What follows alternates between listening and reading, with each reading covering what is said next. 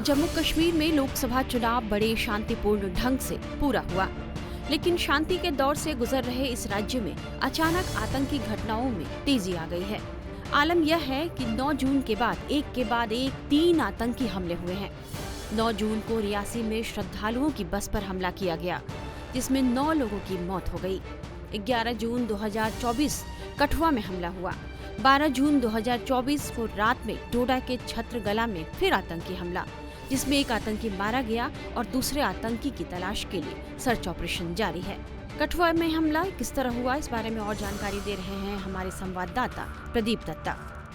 इस समय मैं हीरानगर सेक्टर के सैदा गांव में हूं, जहां पे इस समय ऑपरेशन चल रहा है आतंकवादी को मार गिराने के लिए। आज 7:45 बजे 2 आतंकवादियों को इस गांव में देखा गया था। बताया जाता है कि आतंकवादी घर में गए, उन्होंने पानी मांगा। जब वहां पे लोगों ने पानी नहीं दिया, उसके बाद शोर मचाया कि आतंकवादी यहाँ पे आ गए हैं। आतंकवादियों ने फायरिंग शुरू कर दी। बताया जाता कि आतंकवादियों ने ग्रेनेड भी दागा। उसी दौरान एक आतंकवादी की मौत हो जाती है और दूसरा आतंकवादी जो है अभी इस गांव के अंदर छुपा हुआ है। आप देख सकते हैं कि किस तरीके से एडिशनल रिइंफोर्समेंट भी बुलाई गई है, ज़्यादा से ज़्यादा यहाँ पे नफरी बुलाई गई है ताकि पूरी तरीके से इस इलाके को घेर दिया जाए और दूसरे आतंकवादी को जल्द से जल्द खत्म किया जाए। आप देख सकते हैं कि रियासी के बाद 3 दिन के बाद ये तीसरा मौका है जब आतंकवादियों ने हमला करने की कोशिश की है। इसी इलाके के कुछ ही दूरी पर आप देख सकते हैं सीआरपीएफ का ग्रुप सेंटर है और कोशिश लगता है कि ये आतंकवादी जो थे ये फिदायीन दस्ता था और ये हो सकता है कि हीरानगर सेक्टर के इस सीआरपीएफ सेंटर में अंदर घुसने की कोशिश कर रहे थे। इससे पहले कि वो अपने इरादों में कामयाब हो जाते, लोगों ने उनकी प्रेजेंस को देख लिया और अलार्म रेज किया, जिसकी वजह से आप देख सकते हैं कि एक आतंकवादी इस समय मारा गया है और दूसरा आतंकवादी अभी भी अंदर छुपा हुआ है। ये लगातार जम्मू को निशाना बनाने की कोशिश हो रही है। जम्मू एक एपिसेंटर टेरर का बनता जा रहा है। पहले हमने देखा था कि कश्मीर में ऐसी घटनाएं होती थी, लेकिन अब कश्मीर को छोड़कर यहाँ जम्मू के इलाके में, कभी रजौरी पुंछ के इलाके में होती है, कभी रियासी में यात्रियों की गाड़ी पे हमला किया जाता है और कभी यहाँ पे गांव में हमला करने की कोशिश की जाती है। एक डर का माहौल क्रिएट करने की कोशिश हो रही है और दूसरा एटमॉस्फेयर को कहीं ना कहीं कमलाइज करने की कोशिश की जा रही है। लेकिन इस समय ऑपरेशन यहाँ पे जारी, सीनियर पुलिस ऑफिसर सारे स्पॉट पर हैं, ऑपरेशन जारी है। वहीं जम्मू कश्मीर के एडीजीपी आनंद जैन भी और जानकारी दे रहे हैं। इस जगह पर गांव सैद है। ये गांव हीरानगर के थाना के क्षेत्र का है। इस जगह ये नमूदार हुए, देखिए। तो उसके बाद जैसे ये नमूदार हुए इलाके में लोगों ने अपने, जैसे इन्होंने कोई एक घर में जाकर कुछ लोगों से पानी वगैरह मांगने की कोशिश की, तो जब लोग दहशत में आए तो उसके बाद जैसे सूचना मिली इसकी, तो यहाँ पर एसएचओ और एसडीपी की टीम मौके पर पहुंची और चूंकि उसमें एक आतंकवादी ने उन पर ग्रेनेड लॉन्च करने की कोशिश की और एक्सचेंज ऑफ फायर में वो टेररिस्ट मारा गया। तो ये टेररिस्ट मारा गया है और जो दूसरा आतंकवादी है वो इस इलाके में छिपे होने की उसकी खबर है और अभी सर्च ऑपरेशन जारी है। सर, होस्टेज वाला भी कुछ खबर ऐसी अनकन्फर्म्ड रूमर्स इस इलाके में काफी चल रही है कि काफी लोग आहत हुए हैं।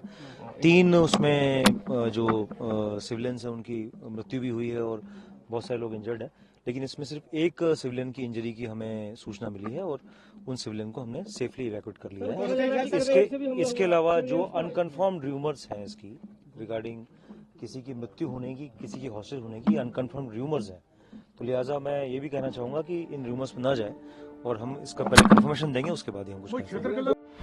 जम्मू कश्मीर के कठुआ जिले के हीरानगर में ग्राम सैदा सुखल में हुए आतंकी हमले में सीआरपीएफ के कांस्टेबल कबीर दास गंभीर रूप से घायल हो गए थे। आज सुबह इलाज के दौरान उनकी मृत्यु हो गई। 12 जून को डोडा में जो हमला हुआ है उसमें आतंकियों ने भद्रवाह पठानकोट मार्ग पर 4 राष्ट्रीय राइफल्स और पुलिस की ज्वाइंट चेक पोस्ट पर फायरिंग की। 5 जवान और एक स्पेशल पुलिस ऑफिसर घायल हुए हैं। हमले की जिम्मेदारी आतंकवादी संगठन कश्मीर टाइगर्स जेईएम जैश ने ली है। केंद्र में तीसरी बार मोदी सरकार बनने की तैयारी के बीच 9 जून को हमला प्रधानमंत्री नरेंद्र मोदी के तीसरे कार्यकाल के शपथ ग्रहण से ठीक 1 घंटा पहले हुआ था।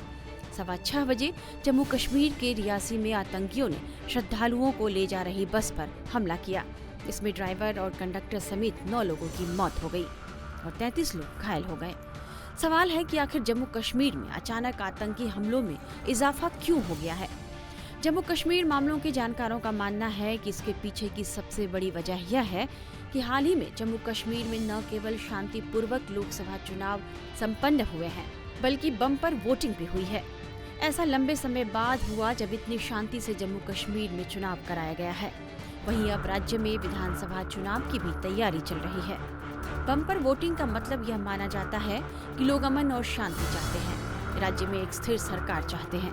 बम्पर वोटिंग के जरिए जम्मू कश्मीर के लोगों ने लोकतंत्र के महापर्व में भागीदारी करके आतंकी संगठनों को मुंहतोड़ जवाब दिया है। यही बात पाक समर्थित आतंकियों के गले नहीं उतर रही और उनकी नींद उड़ी हुई है। लिहाजा राज्य में अशांति और भय का माहौल पैदा करने की कोशिश की जा रही है ताकि वे सरकार और जम्मू कश्मीर के बीच अपने वजूद को जिंदा रख सकें। चूंकि राज्य में अब विधानसभा चुनाव भी होने हैं, तो आतंकी घटनाओं के जरिए पाक समर्थित आतंकी समूह जम्मू कश्मीर में खौफ पैदा करने की कोशिश कर रहे हैं। वहीं बीते कुछ समय से जम्मू कश्मीर में पर्यटकों की संख्या में भी काफी इजाफा देखा जा रहा है। साफ है कि जम्मू कश्मीर में शांति थी, इसलिए भारी संख्या में पर्यटक वहां पहुंच रहे हैं। यह बात पाकिस्तान में बैठे आतंकियों के सरगनाओं को खटक रही है। इसलिए ये तत्व घाटी में अमन के माहौल को बिगाड़कर पर्यटकों को यहां आने से रोकना चाहते हैं।